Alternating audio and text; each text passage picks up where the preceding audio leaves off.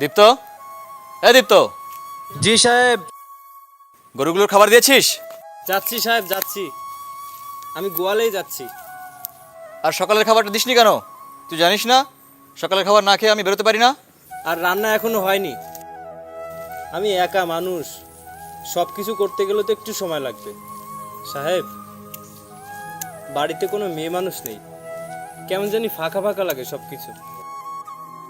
কতবার বললাম।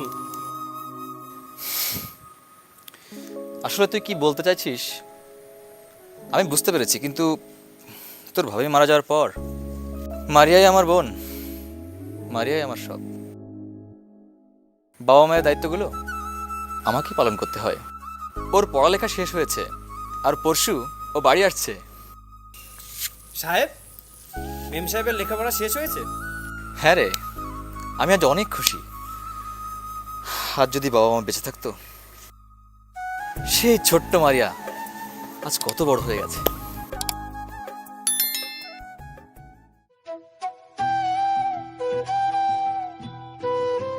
দীপ্ত, এই দীপ্ত, কোথায় গেলি? আসি সাহেব।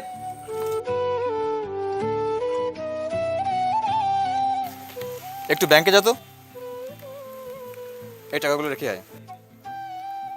আর এই প্রেসক্রিপশনটা রাখ, কিছু ওষুধ নিয়ে আসিস। আচ্ছা সাহেব।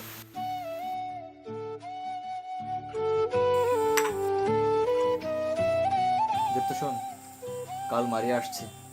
সাহেব, মেম সাহেব আসছে? এতদিন পর ও ফিরে আসছে,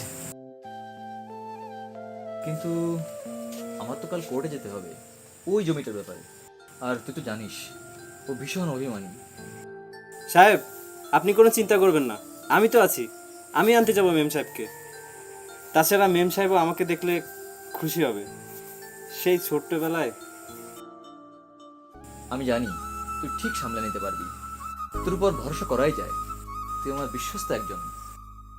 সেই ছোট্টবেলা থেকে তুই আমাদের সঙ্গেই আছিস, তুই আমার ভাইয়েরই মতো।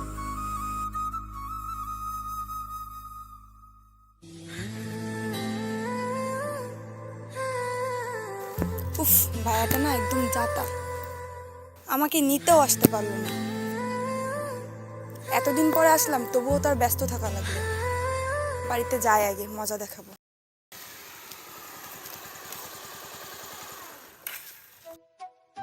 হ্যালো মেম সাহেব, এই যে আমি। তুমি কে?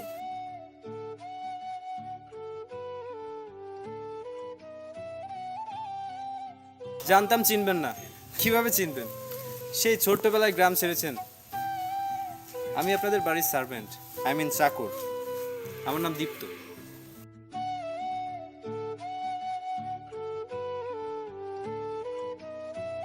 ও আচ্ছা, চিনতে পেরেছি। তুই তো অনেক বড় হয়ে গেছিস। আর ভাইয়া কোথায়? সাহেব একটু ব্যস্ত আছেন, আমাকে দায়িত্ব দিয়েছে আপনাকে নিয়ে যেতে। এখন চলুন তো। হ্যাঁ, চল।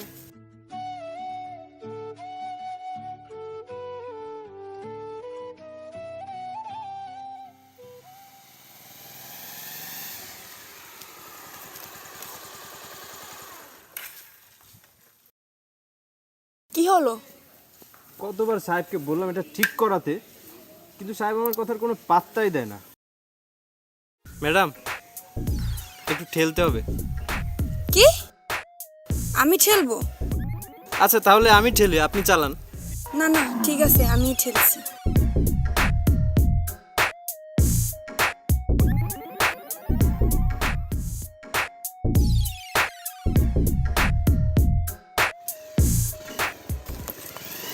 ম্যাডাম, স্টার্ট হয়ে গেছে। উঠুন উঠুন উঠুন। ওকে ওকে। জলদি উঠে যাবেন।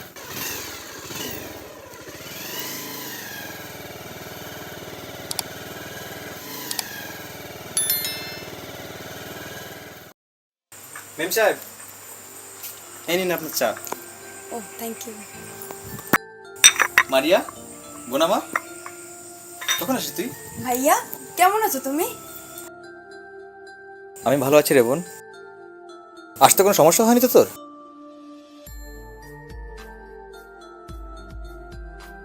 না ভাইয়া। আমি জানতাম কোনো সমস্যা হবে না। দীপ্ত আছে না, ও ঠিক সামনে নেবে। তুই অনেক কষ্ট করে এসেছিস, তুই বিশ্রাম নে। সাহেব, আমি আপনার জন্য চা করে নিয়ে আসি। হ্যাঁ।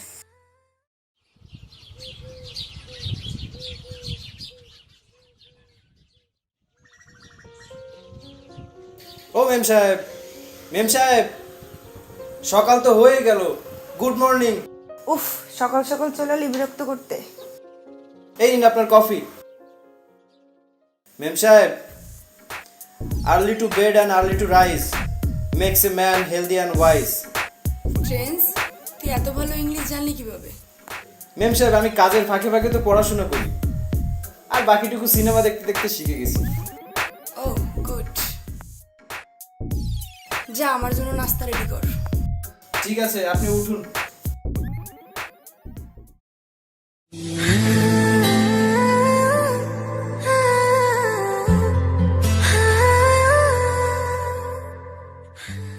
মেম সাহেব, গ্রাম ছেড়েছেন তো অনেক দিন হলো, চলুন আপনাকে পুরো গ্রামটা ঘুরিয়ে দেখাই। ওকে, চল। আসুন। मेरी जाने मन बचपन का प्यार मेरा भूल नहीं जाना रे। मेरी जाने मन बचपन का प्यार मेरा भूल नहीं जाना रे।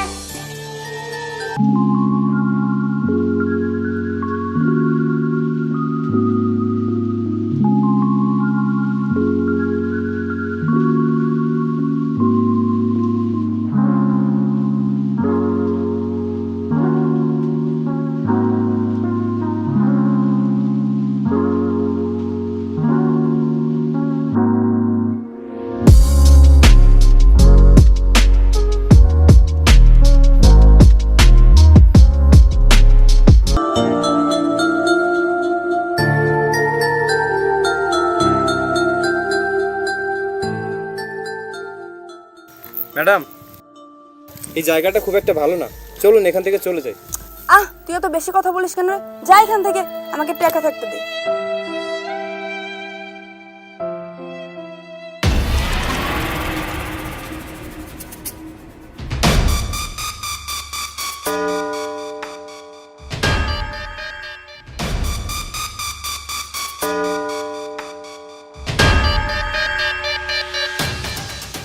আরে মামনি, তুমি তো অনেক বড় হয়ে গেছো।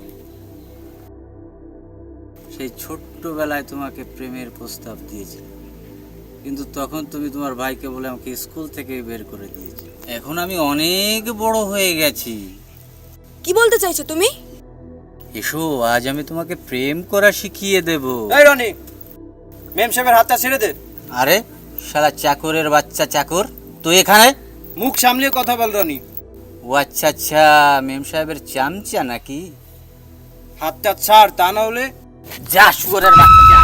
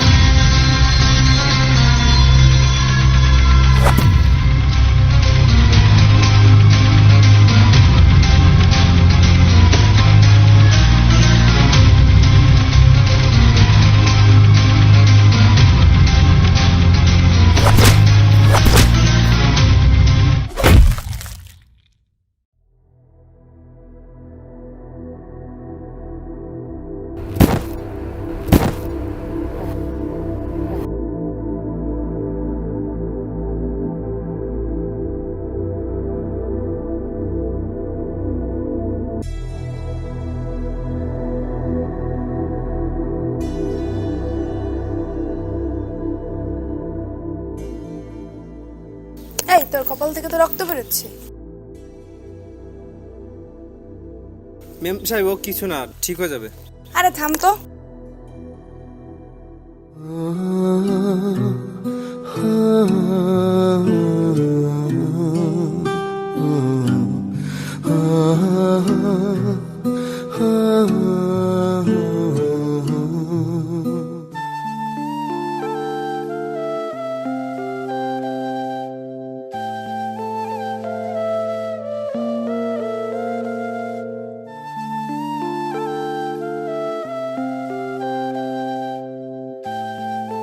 মেম সাহেবকে আমার অনেক ভালো লাগে, আমার কত খেয়াল রাখে। আমার মনে হয় মেম সাহেব আমাকে ভালোবাসে, হয়তো লজ্জায় বলতে পারছে না। আর আমি সিনেমাতে দেখেছি এসব হয়, নায়কের মাথা কেটে গেলে নায়িকা ওড়না দিয়ে বেঁধে দেয়, যেমনটা মেম সাহেব আমাকে করলো। আমি আজই আমার মনের কথাটা মেম সাহেবকে বলবো।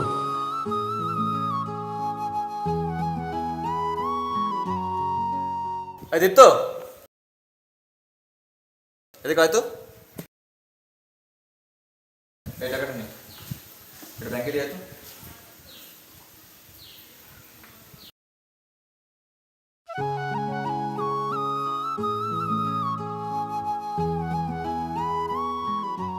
মেম সাহেব, হ্যাঁ বল। মেম সাহেব, আমি অনেক ভেবেছি। আমি জানি আমি যা ভেবেছি তা আপনিও ভেবেছেন। কি ভাবছিস? আমি জানি আপনি আমাকে অনেক পছন্দ করেন, অনেক কেয়ারও করেন আমার। আর সেদিন মারামারি করতে যে আমার কপাল কেটে গিয়েছিল, আপনি আপনার ওড়না আমার মাথায় বেঁধে দিয়েছিলেন। আমি সিনেমায় দেখেছি নায়িকা নায়কের মাথায় এভাবে ওড়না বেঁধে দেয়। মেম সাহেব, আমি তোমাকে ভালোবাসি।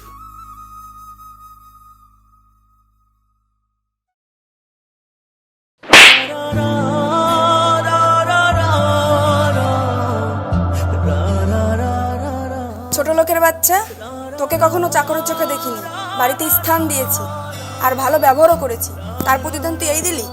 সেই জন্য বলে রাস্তার কুকুরকে কখনো ঘরে স্থান দিতে হয় না। রাস্তার কুকুরকে ঘরে স্থান দিলে ঘর নোংরা করে। আমার চোখের সামনে থেকে যা, আর তোর এই মুখ যেন আর কখনো না দেখি।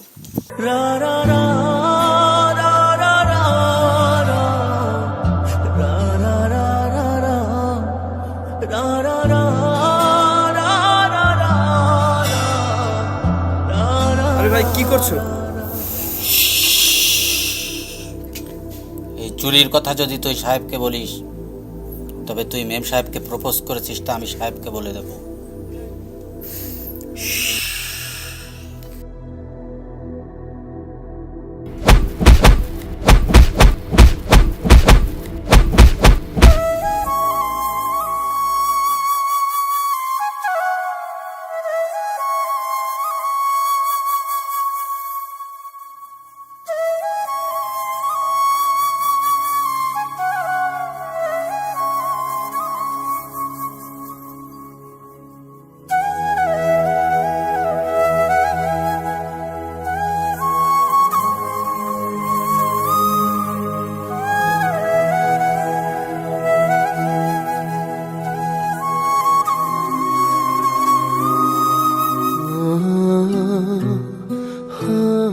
এই এদিকে আয়।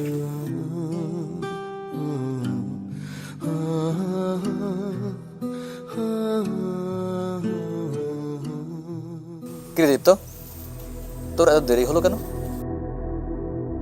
আমি কিসব শুনছি তোর ব্যাপারে? বল, এসব কেন করছিস? চুপ করে থাকিস না। ও কি বলবে?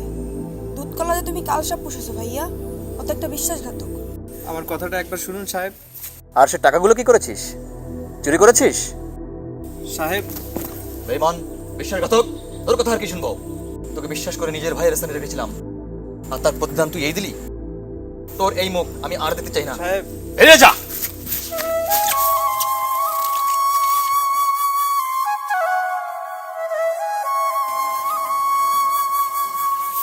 সাহেব, আপনি আমার যেখানে মেরেছেন সেখানে লাগেনি, আমার এখানে লেগেছে। আমি চলে যাচ্ছি, কিন্তু যাওয়ার আগে একটি কথা বলে যাচ্ছি। আমি যেখানেই থাকি, যে অবস্থায় থাকি, আপনাদেরকে কখনোই ভুলতে পারবো না। আপনার এই ঋণ কখনোই আমি শোধ করতে পারবো না। আমি আপনার কাছে ফিরে আসবো একদিন, সেদিন আপনি আপনার সব ভুল বুঝতে পারবেন, আপনি আমাকে ক্ষমাও করে দিবেন। আসি সাহেব, ভালো থাকবেন আপনারা।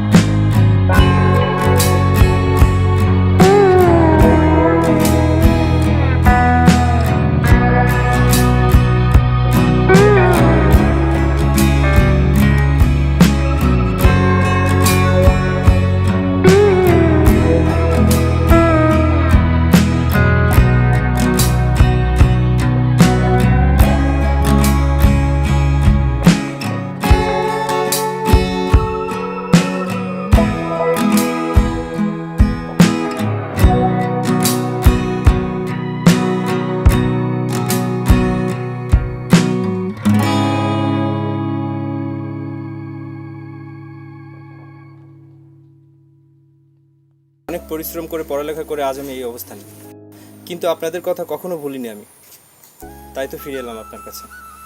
আমি আমার সব ভুল বুঝতে পেরেছি ভাই, কিন্তু অনেক দেরিতে। তুই কি আমাকে ক্ষমা করতে পারবি ভাই? ছি ছি সাহেব, আপনি এসব কি বলছেন? আমি নিজের কাছে নিজেই ছোট হয়ে যাচ্ছি। আমার স্থান আপনার ভাইয়ের জায়গা সবসময়, আর আমি আপনার সার্ভেন্ট ছিলাম, সার্ভেন্ট আছি। তুই চলে যাওয়ার পর আমি সব জানতে পেরেছি।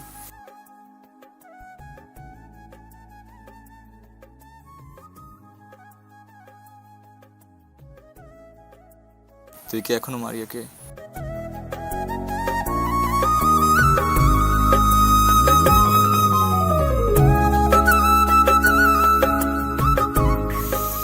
মারিয়া বোন আমার, তুই ওর থেকে ভালো ছেলে পাবি না।